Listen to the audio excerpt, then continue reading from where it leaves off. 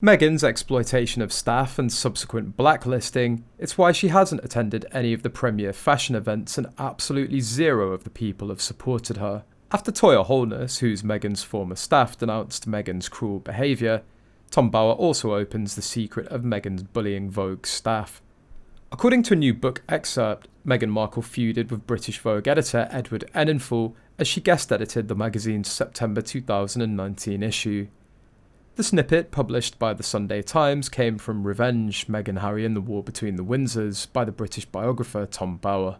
It described Markle clashing with Enninful and his staff both with her suggestions for the issue itself and seeking to alter its publication schedule. Per the book, Markle left Vogue writers in silent exasperation with her input in calls. The staffers thought the contributions were shallow and didn't make sense. The book said, but didn't ask her to explain for fear of confrontation. It didn't give a specific example. Bower wrote that Enninful and Markle also differed on how to publicise the book. He described a plan by Markle for lighting up the internet with leaks, and said Enninful instead favoured secrecy. The most heated clash, the book said, came when Markle asked her head of communications, Sarah Latham, to get Vogue to change its schedule so that the magazine would publish in the US first and the UK second. Latham, who formerly worked for Hillary Clinton, was a central figure in the bullying allegations against Markle, according to The Telegraph. Enninful rejected Latham's request and the relationship between Markle and British Vogue crumbled, the book said. Their conflict was about control, Bower wrote. It said that Meghan Markle told a journalist they couldn't be friends anymore after he didn't include a flattering story in a Vanity Fair profile.